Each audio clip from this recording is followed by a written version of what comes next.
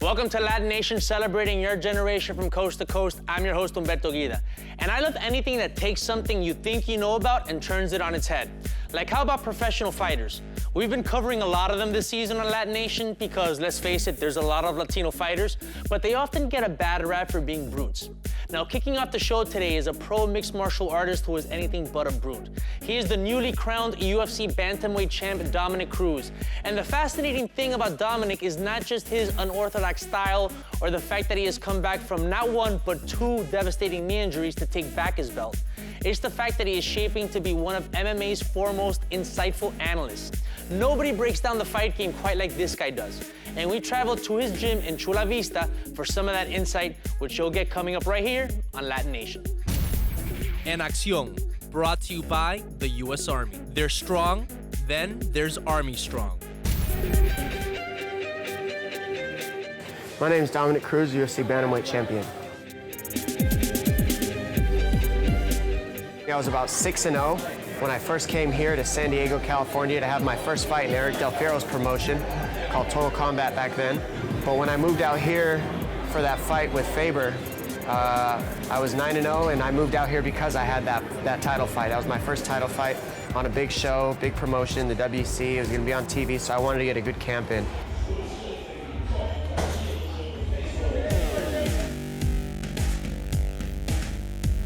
Before I got injured, I was just happy to keep training. I was kind of living in ignorance to an extent. Like, ignorance is bliss, and I just kept training and training and getting better and getting better. And my sole focus was to improve and stay on top as long as physically possible, and I knew I was young. I already had my first world title at, like, I think I was 25 or 26 in 2010. So I just wanted to stay on top and make history. You know, that was my goal. And then I got hurt. I lost what I was for 4 years. 4 years I was hurt. 4 years, that's a long time. People get a degree in 4 years. I was used to waking up every morning, running, training, going to sleep, waking up, training again twice a day, being in tip-top shape, having abs all the time, just always feeling good, and that was my escape. When I got hurt, I had no escape. Winning the belt back had a completely different meaning from the first time. When I won the belt the first time, it was teaching me how good I was. When I won the belt back the second time, it was teaching me how much I didn't need it. That's what's so great about fighting, is it forces you to tell the truth.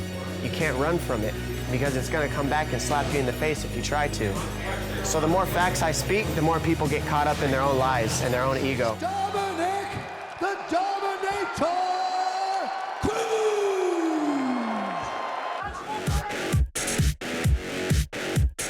This fight just is another challenge for myself. I mean, people can say it means whatever they want it to mean. That's their opinion.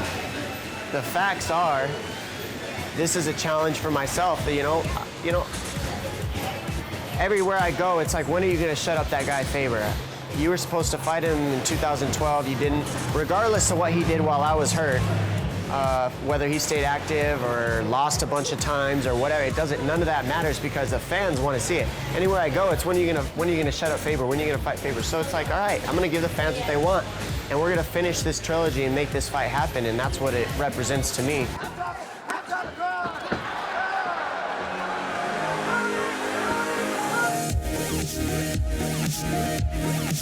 What it is to me is just a fight. Every single fight you have is the next greatest, biggest fight in the world. It doesn't matter. I could be facing King Kong, or I could be facing, Miss Daisy.